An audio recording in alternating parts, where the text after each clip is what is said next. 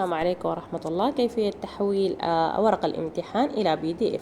أول شيء أدخل إلى أبل ستور أو جوجل بلاي. إذا كان من أندرويد أدخل إلى جوجل بلاي وأكتب تحويل الصور. هنا تحويل الصور إلى PDF. هنا أكتب عديل في البحث تحويل الصور إلى PDF. تظهر معاي هنا. طبعا هنا أنا مثبت البرنامج، فهم عدة برامج، هنالك عدة برامج للتحويل، لكن نختار البرنامج السهل. هو هنا المكتوب باللغة العربية تحويل الصور إلى PDF. ما علي إلا فتح البرنامج. أفتح البرنامج تظهر معي هذه طبعا عشان أنا كان عندي كمية من الPDFات السابقة، تظهر معي هذه الواجهة.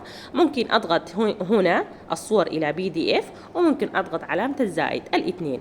أوكي، أضغط علامة الزائد هنا أو هنا، كل نفس الشيء. أوكي، فهنا أنا أول خطوة بكون عملتها كطالب، صورت الصور بالكاميرا العادية، كاميرا الجوال. صورت الصور الامتحان ورقة الورقة الأولى، الورقة الثانية، الورقة الثالثة. صورت الامتحان ورقة. فأنا كطالب ما علي إلا طوالي مباشرة الصور اللي أنا صورتها هناك في المعرض حتعرض هنا في الPDF. أرجع تاني أعيد مرة أخرى، ممكن أضغط هنا الصور إلى PDF، نفس الفهم، الصور إلى PDF، أو ممكن أضغط هنا مباشرة علامة الزائد هنا، وتجينا الصور الموجودة في المعرض. أنا صورتها عن طريق الجوال. الصور بتكون دائما موجودة، الصور الأخيرة بتكون موجودة أول صور. فما علي إلا أختار الصور. مثلا كانت هذه الصورة وهذه الصورة وهذه وهذه وهذه وهذه. كان الامتحان 6 أوراق، صورت ال6 أوراق، ال7 أوراق صورتهم.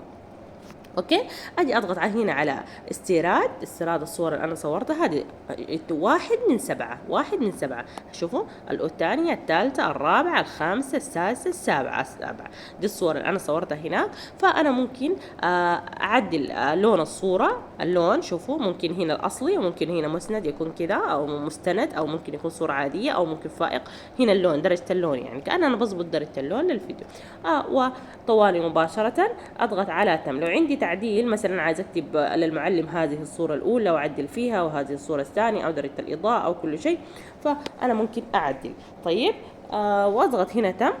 أنا خلاص تمت هذه الصور الموجودة. لو ما مرتبة أفضل أرتبها للمعلم. أقول هذه الصورة هنا المفروض تكون الأولى، ويا معلمي هذه الصورة المفروض تكون الصورة الثانية. أرتب للمعلم الصور عشان العملية تكون سهلة بالنسبة للمعلم. أو أجي أكتب هنا أولا، هنا علامة القلم. ثانيا الخطوة اللي بعدها أكتب مثلا اسم الطالب. أهم حاجة كان مثلا الطالب أو الطالبة منى أحمد مثلا. اسم الطالب أفضل عشان يكون الامتحان منى أحمد، أوراق مادة أو امتحان التكنولوجيا مثلا.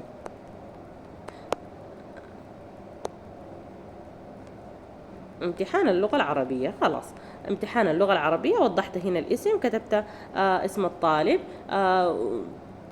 الطالبة منى أحمد، وامتحان اللغة العربية. حسنا، خلاص ضبط الاسم كذا، الاسم ضبط هناك. حسنا، فما علي إلا أضغط هنا تحويل. أوكي، تحويل. حولت كده الصور أنا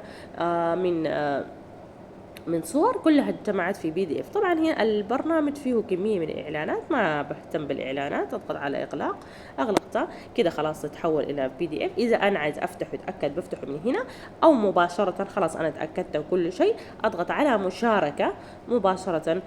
والتحويل أحول مثلا عن طريق الواتساب إلى المعلمة. مثلا أنا عايزة أحول لها مثلا هنا المعلمة دي، أو في الجروب اللي أنا عايزة المطلوب، أحول في الجروب المطلوب. هذه الصورة الPDF، الطالبة منى أحمد، امتحان اللغة العربية. الطريقة سهلة جدا، بس ما علينا إلا نحن نتقن العملية عشان نقدر وتكون الصور واضحة. أهم شيء الصور تكون واضحة. وجزاكم الله خيرا.